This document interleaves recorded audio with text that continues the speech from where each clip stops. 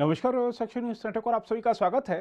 राज्यसभा चुनाव में विजेता तो कई लोग रहे, लेकिन जिन मुख्यमंत्रियों ने अपने रणनीतिक कौशल और चुनावी प्रबंधन का लोहा इन चुनावों में मनवाया है, उनमें राजस्थान के मुख्यमंत्री अशोक गहलोत, हरियाणा के मुख्यमंत्री मनोहर लाल खट्टर और कर्नाटक के मुख्यमंत्री बसवराज बोम्मई शामिल हैं।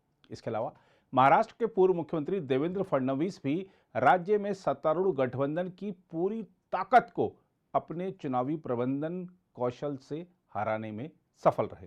देखा जाए तो राज्यसभा चुनाव में कांग्रेस उम्मीद के मुताबिक प्रदर्शन करने में विफल रही है। हरियाणा में अजय माकन की हार से पूर्व मुख्यमंत्री भूपेंद्र सिंह हुड्डा की सियासी साख को झटका लगा है, तो दूसरी ओर राजस्थान में कांग्रेस के तीनों उम्मीदवारों की जीत से मुख्यमंत्री अशोक गहलोत की स्थिति पहले से अधिक मजबूत हुई है। उदयपुर चिंतन शिविर के बाद कांग्रेस और उसके नेतृत्व के समक्ष पहली बड़ी चुनौती राज्यसभा की इन 57 सीटों के चुनाव थे और इनमें भी उन्हें विशेष रूप से राजस्थान और हरियाणा में विधायकों के पाला बदलने का डर सता रहा था। राजस्थान में तो पार्टी के सभी उम्मीदवार सफल रहे, लेकिन हरियाणा में कड़े मुकाबले में अजय माकन को शिकस्त का सामना करना पड़ा। दूसरी ओर कांग्रेस सूत्रों का कहना है कि इन नतीजों के बाद अब पार्टी के भीतर राजस्थान के मुख्यमंत्री अशोक गहलोत की स्थिति और मजबूत हो सकती है, क्योंकि राज्य में पार्टी की उम्मीदवारों की जीत में उनका अहम भूमिका रही है। गहलोत के लिए इन नतीजों की इस मायने में भी अहमियत है कि राजस्थान के पूर्व उप मुख्यमंत्री सचिन पायलट के समर्थक समय समय पर यह मांग उठाते हैं कि राजस्थान सरकार में नेतृत्व परिवर्तन होना चाहिए। वैसे शांति धारीवाल जैसे अशोक गहलोत के कुछ धुर समर्थक नेताओं ने कहा है कि अगला विधानसभा चुनाव भी अशोक गहलोत के नेतृत्व में लड़ा जाएगा।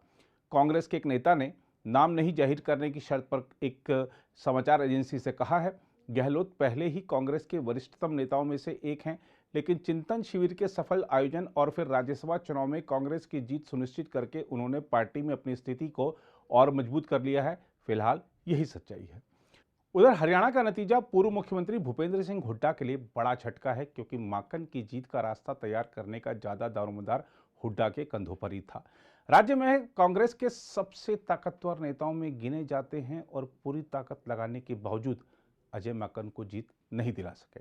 हरियाणा में 90 सदस्यीय विधानसभा में कांग्रेस के 31 सदस्य हैं, जो एक सीट के लिए उसके उम्मीदवार को जिताने के लिए आवश्यक हैं, लेकिन क्रॉस वोटिंग के चलते कांग्रेस के उम्मीदों पर पानी फिर गया।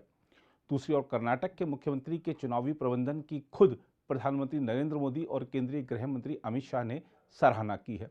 प्रधानमंत्री मोदी ने राजनीतिक रणनीति और कौशल के लिए मुख्यमंत्री की सराहना की। मोदी ने नतीजे घोषित होने के तुरंत बाद मुख्यमंत्री बोम्मई को फोन किया और जीत में उनकी भूमिका के लिए बधाई दी। मोदी ने बोम्मई की सराहना करते हुए कहा, भाजपा से राज्यसभा के लिए 3 सदस्यों को निर्वाचित कराने में आपका बहुमूल्य प्रयास रहा। कर्नाटक का यह योगदान आगे और अच्छे कार्यों के लिए प्रेरित करेगा। भाजपा के राष्ट्रीय अध्यक्ष जेपी नड्डा ने भी बोम्मई को फोन किया और बधाई दी। नड्डा ने कहा, आपकी मेहनत रंग लाई है, आपकी रणनीतियां सफल साबित हुई हैं। केंद्रीय गृह मंत्री अमित शाह ने भी बोम्मई को फोन कर भाजपा के 3 उम्मीदवारों की जीत पर खुशी व्यक्त की। शाह ने बोम्मई के प्रयासों की सराहना करते हुए कहा, राज्यसभा में पार्टी की शक्ति बढ़ाने के लिए कर्नाटक की ओर से यह एक बड़ा उपहार है। वहीं इस चुनाव के बाद राज्यसभा की दलीय स्थिति पर गौर करें तो इसी साल अप्रैल महीने में संसद के उच्च सदन में 100 के आंकड़े पर पहुंचने वाली भारतीय जनता पार्टी के सदस्यों की संख्या राज्यसभा की 57 सीटों के लिए शुक्रवार को संपन्न हुए द्विवार्षिक चुनावों के बाद वर्तमान 95 से घटकर 91 पर आ गई है। राज्यसभा की आधिकारिक वेबसाइट के मुताबिक रिटायर हो रहे 57 सदस्यों को मिलाकर वर्तमान में उच्च सदन के कुल 232 सदस्यों में भाजपा के 95 सदस्य हैं। रिटायर हो रहे सदस्यों में भाजपा के 26 सदस्य शामिल हैं, जबकि इस द्विवार्षिक चुनाव में उसके 22 सदस्यों ने जीत दर्ज की। इस प्रकार बीजेपी को 4 सीटों का नुकसान हुआ है।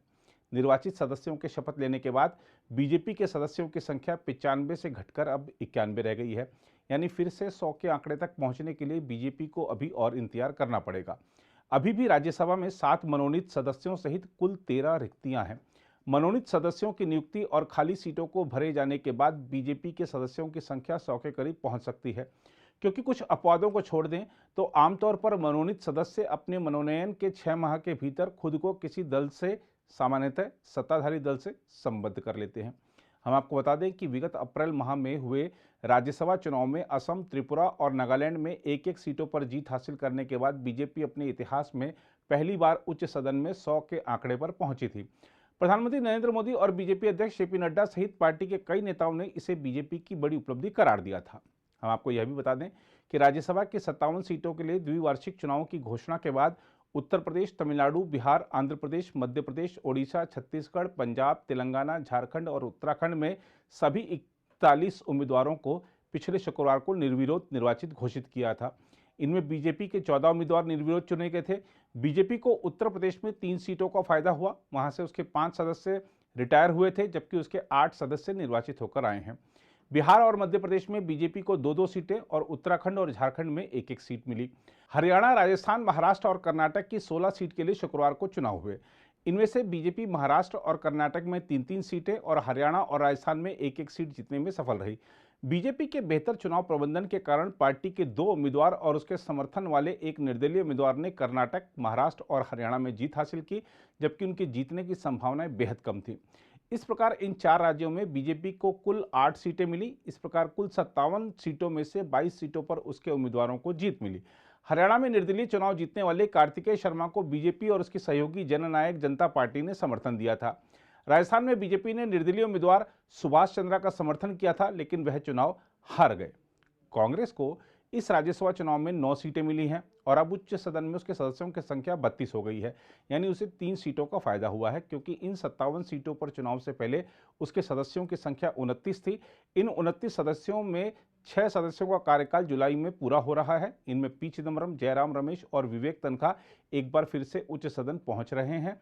मुख्य विपक्षी पार्टी को राजस्थान में 3 सीटें मिलने के साथ ही छत्तीसगढ़ में राज्यसभा की 2, कर्नाटक, महाराष्ट्र, मध्य प्रदेश और तमिलनाडु में 1-1 सीट मिली है। देखा जाए तो कुछ महीने पहले हुए 5 राज्यों के विधानसभा चुनाव में हार झेलने वाली कांग्रेस के लिए राज्यसभा चुनाव के नतीजे कुछ हद तक जरूर राहत देने वाले हैं। अगर आप भी लेना चाहते हैं देश दुनिया की तमाम जानकारी तो आज ही सब्सक्राइब करें हमारे चैनल को।